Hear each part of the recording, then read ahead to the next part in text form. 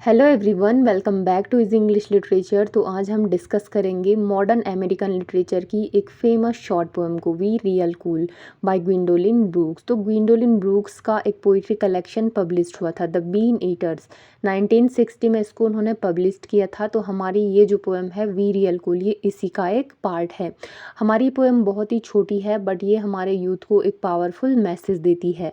तो इस पोएम में दिखाए गए हैं 7 ऐसे युवा जो कि स्कूल छोड़ चुके हैं। अपना अधिकांश समय वो एक गोल्डन शॉल नाम के पूल हॉल में बिताते हैं और उनको लगता है कि रूल्स एंड रेगुलेशंस को ना मानना, देर रात तक घूमना और अपनी मर्जी से जीना जो होता है उसी को बोला जाता है कूल होना। पोएम की लास्ट लाइन हमें ये समझाती है कि गलत फैसले और लापरवाही हमारे जीवन को अंततः बुरे परिणामों तक ले जाती है।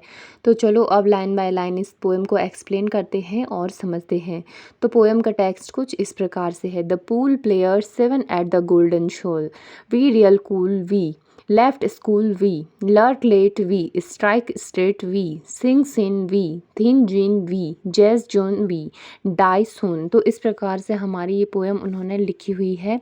अब लाइन बाय लाइन इसको समझते हैं। पोएम की फर्स्ट लाइन है द पूल प्लेयर्स। तो यहाँ पे हमारी पोएम की स्टार्टिंग उन युवाओं के परिचय से होती है जो कि पूल पर खेलते हैं और वो खुद ही अपनी स्टोरी सुना रहे हैं। और इससे हमें ये पता चलता है कि इस पोएम का फोकस ऐसे यूथ पर है जो कि अपना ज़्यादातर टाइम उस पूल में खेलने पर बिताते हैं। 7 एट द गोल्डन शोल।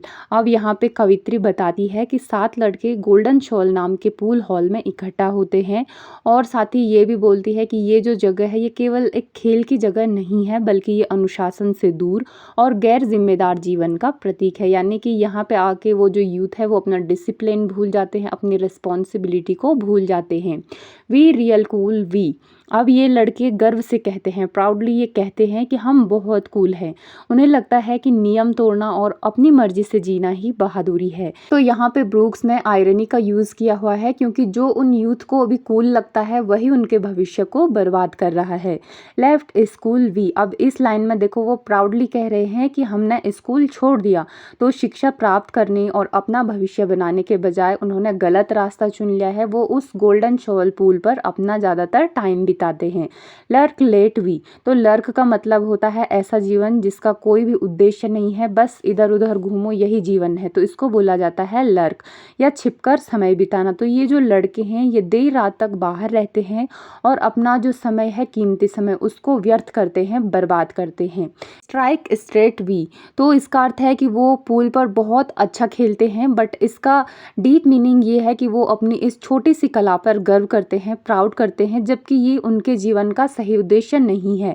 अभी उनका काम पढ़ना लिखना है, अपने भविष्य की चिंता करके अपना एक बेहतर भविष्य बनाना है, बट वो ऐसा नहीं कर रहे हैं। वो अपना टाइम इस पूल पर बर्बाद करते हैं। सिंग सिन वी। तो यहाँ पर सिंग सिन का मतलब है कि वो अपने गलत कामों पर शर्मिंदा होने के बजाय उनका जश्न मनाते हैं। यानी कि उनको ऐसा नहीं लगता है कि वो कुछ गलत कर रहे हैं बल्कि वो खुशियाँ मनाते हैं कि वो बहुत अच्छा कर रहे हैं, कूल बन रहे हैं और उनको अपने बुरे व्यवहार पर गर्व है। Thin gin we. अब यहाँ पे जिन एक शराब है और थिन जिन का अर्थ है शराब में पानी मिलाकर पीना ताकि वो और ज़्यादा चले। तो ये उनकी शराब पीने की आदत और गैर जिम्मेदार जीवन को दर्शाता है। यानी कि ये जो बच्चे हैं इनको बिल्कुल भी पता नहीं है कि इनके लिए क्या सही है और क्या गलत है और वो बहुत प्राउडली बोल रहे हैं थिन जिन वी। यानी कि वो पी रहे हैं और खुशियाँ मना रहे हैं कि हम कूल हैं। Jazz June we. यहाँ पे जज का अर्थ है ऐसा जीवन जो कि मौज मस्ती, संगीत और बेफिक्री से भरा हुआ हो और जून रिप्रेजेंट करता है यूथ को। तो ये जो बच्चे हैं ये बहुत प्राउडली कह रहे हैं जज जून वी, यानी कि हम अपना बेफिक्र जीवन जी रहे हैं और एकदम सबसे सुंदर समय बिता रहे हैं अपने जीवन का। तो जून रिप्रेजेंट करता है सुंदर समय को, बट ये जो लड़के हैं ये केवल अभी वर्तमान की खुशी में जी रहे हैं और इनको नहीं पता कि ये अपने भविष्य को इस प्रकार से बर्बाद कर रहे हैं। ये अपने भविष्य की चिंता नहीं करते हैं। फिर लास्ट लाइन है डाई सून। तो यहाँ पे ये जो पोएम की लास्ट लाइन है ये सबसे इम्पॉर्टेंट मैसेज देती है और सबसे चौंका देने वाली लाइन है। तो यहाँ पे ब्रूक्स बताती है कि ऐसा लापरवाह जीवन, गलत आदतें और गैर जिम्मेदार फैसले अंततः जल्दी मृत्यु या जीवन के विनाश का कारण बन सकते हैं। और यही हमारी पूरी पोएम का मेन मैसेज है। तो ब्रूक्स कहती है कि ऐसा जीवन जिसमें कि कोई भी चिंता ना हो, हम बस अभी का सोच रहे हैं और हमें नहीं पता कि हम किस प्रकार अपने भविष्य को बर्बाद कर रहे हैं, तो वो लास्ट में हमें या तो मृत्यु तक ले जाता है या तो हमारे जीवन को पूर्णतः बर्बाद कर देता है। फ्रेंड्स, यहाँ पे हमारी पोएम ख़त्म होती है, बट ये पोएम में हमारी जो पोएटेस है ब्रूक्स, वो ऐसा बिल्कुल भी नहीं कह रही हैं कि पूल पर खेलना गलत बात है, बल्कि वो हमें ये बताना चाहती है कि यदि यूथ पढ़ाई छोड़कर गलत संगति में पड़कर नशे और लापरवाही भरा जीवन अपनाते हैं तो उनका परिणाम बहुत दुखद होता है अंत में।